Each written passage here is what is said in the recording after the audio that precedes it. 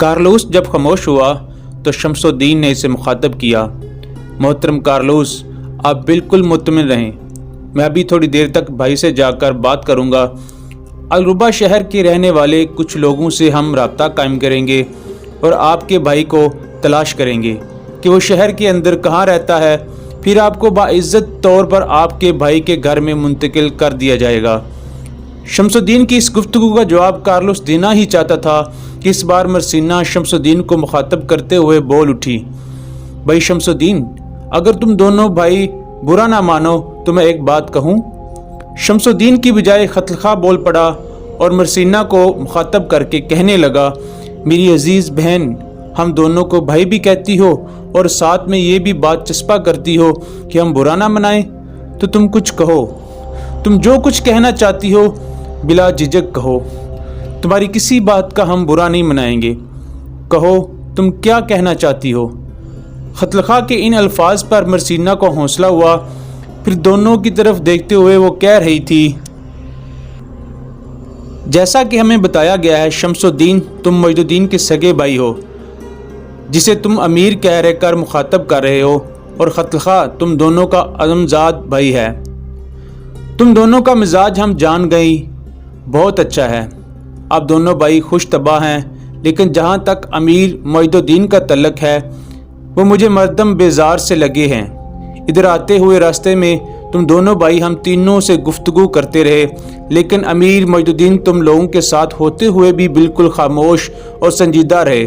ना तुम दोनों से कोई गुफ्तगू की, ना हमसे किसी मौजू पर एक लफ्ज़ कहा, ना अपने लश्करों से कोई बात की। लगता है अमीर मोइनुद्दीन मर्दम बेजार होने के साथ साथ इंतहाई दर्जा के सख्त दिल और संजीदा रहने वाले शख्स हैं। जब तक मरसीना बोलती रही, शमसुद्दीन और खतलखा दोनों धीरे धीरे मुस्कुराते रहे। जब वो खामोश हुई तब मोइनुद्दीन का चचाजाद भाई खतलखा बोल पड़ा, मरसीना मेरी बहन, ऐसी कोई बात नहीं है।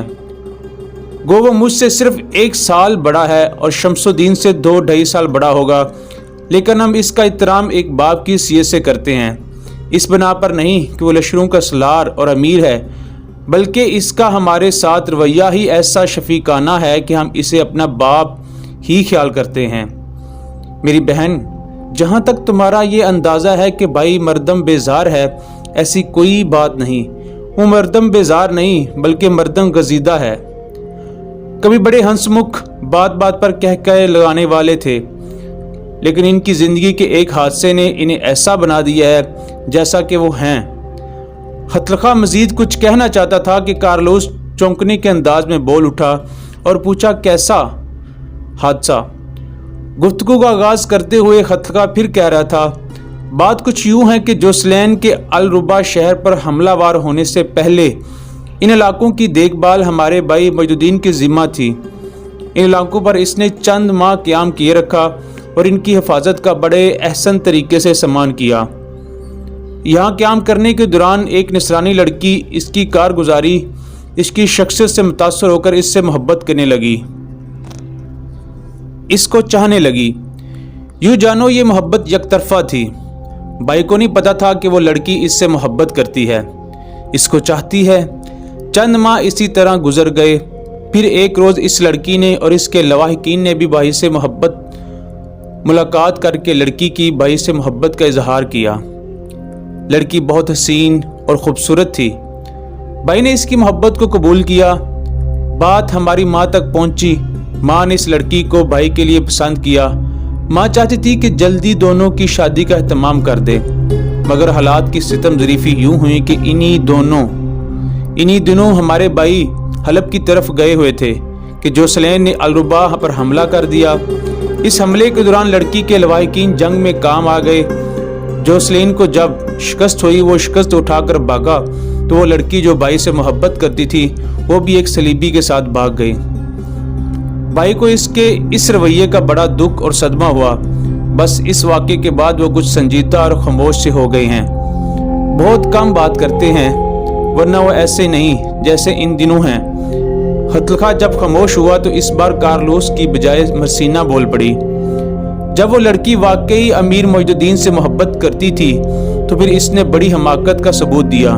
अगर जंग में इसके अहल खाना काम आ गए थे تو اس کا کام یہ تھا کہ اس سلیبی کے ساتھ بھاگ جانے کی بجائے امیر معید الدین کے پاس چلی جاتی، اپنے پیار اور محبت کو حاصل کرتی اور اپنا گھر آباد کرتی۔ بہرحال اب ہمیں پتہ چلا کہ امیر معید الدین مردم بیزار نہیں بلکہ مردم گزیدہ ہیں۔ مرسینہ کے خاموش ہونے پر مشال شمس الدین اور خطلخہ کو مخاطب کرتے ہوئے پہلی بار بولی، میرے دونوں عزیز بھائیوں، جس وقت آپ لوگوں نے سرکنڈوں کے جنگل میں ہماری مدد کی تھی، وہاں سے میرے ذہن میں ایک سوال اٹھ رہا تھا لیکن میں پوچھ نہ سکی۔ میرا سوال یہ ہے کہ آپ امیر معید الدین کی سرگردگی میں اپنے محافظ دستوں کے ساتھ الربا شہر کا رخ کر رہے تھے یا آپ کی منزل کچھ اور تھی؟ گو ہم لوگ خوش ہیں کہ آپ لوگ ادھر آئے اور آپ لوگوں نے ہماری مدد کی، ورنہ میرے خیال میں ہم لوگ سرکنڈوں کے جنگل میں ہی سسک سسک کا مر جاتے۔ مشال مزید کچھ کہنا چاہتی تھی کہ اس بار شمس الدین بول اٹھا، ان علاقوں میں ہم بے مقصد نہیں آئے بلکہ ہماری منزل الربا شہر ہی ہے۔ دراصل یورپ کے صلیبی لشکر کی اطلاع ہمارے نور الدین کو ہو چکی ہے۔ ہمیں یہ بھی خبر ہے کہ 9 لاکھ کے صلیبی لشکر نے ان دنوں قسطنطنیہ میں قیام کیا ہوا ہے۔ عنقریب وہ پیش قدمی کرے گا اور مسلمانوں کے علاقوں پر حملہ وار ہونے کی کوشش کرے گا۔ الربا شہر کے باہر خیموں کا شہر آباد ہے۔ یہ وہ لشکر ہے جو حلب کی طرف سے سلطان نے یہاں بھیجا ہوا ہے۔ شہر کا محافظ لشکر شہر کے اندر ہے۔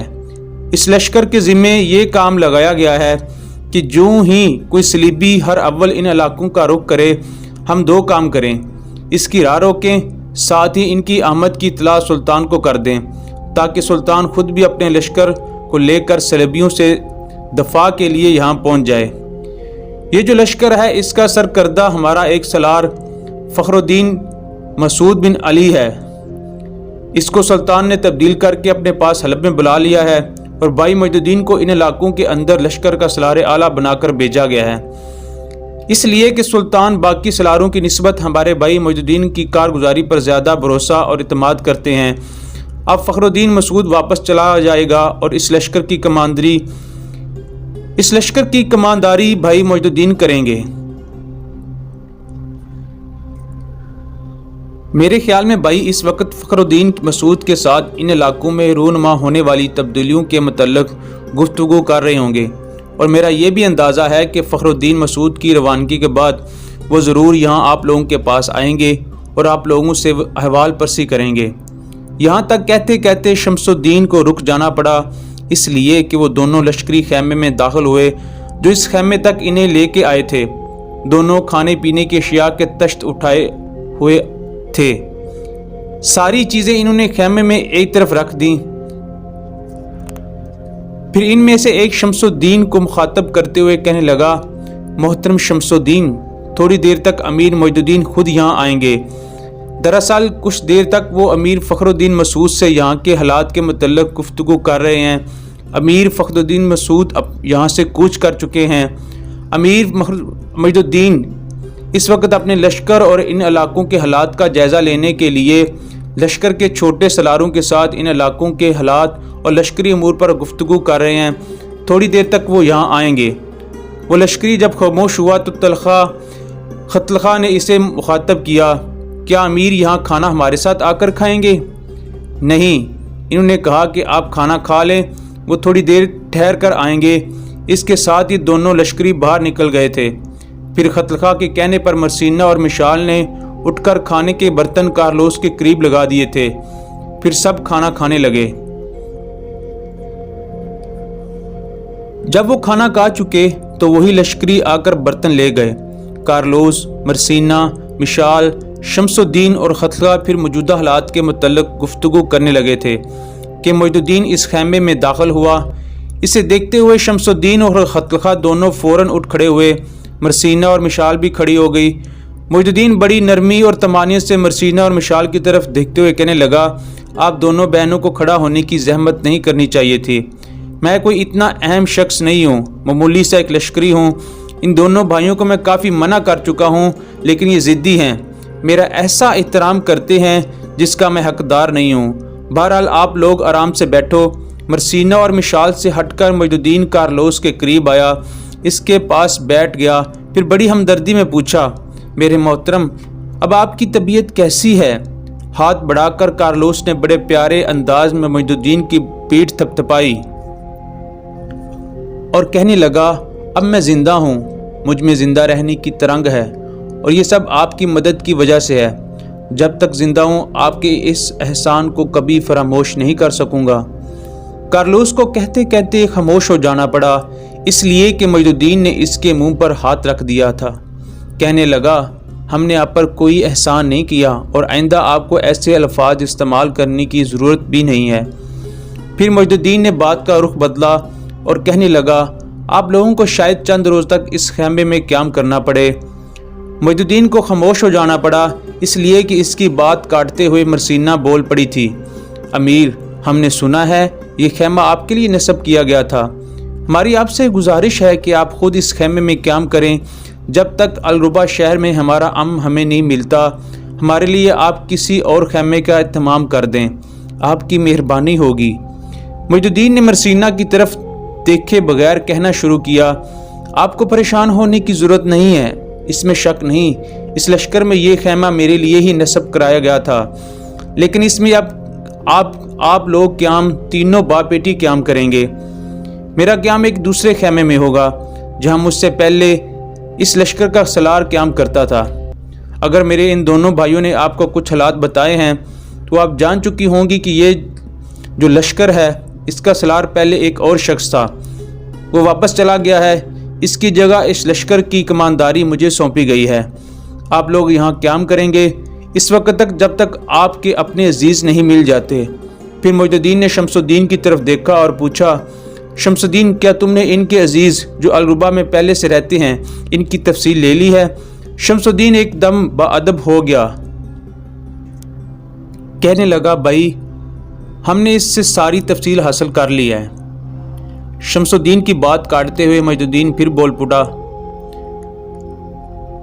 اگر یہ معاملہ ہے تو کل سے کچھ لوگوں کے ذمہ لگاؤ کہ ان کے جو رشتہ دار الربا شہر میں ہیں ان کو تلاش کریں، اور یہ کام ان لوگوں سے لینا جو الربا شہر کے رہنے والے ہیں۔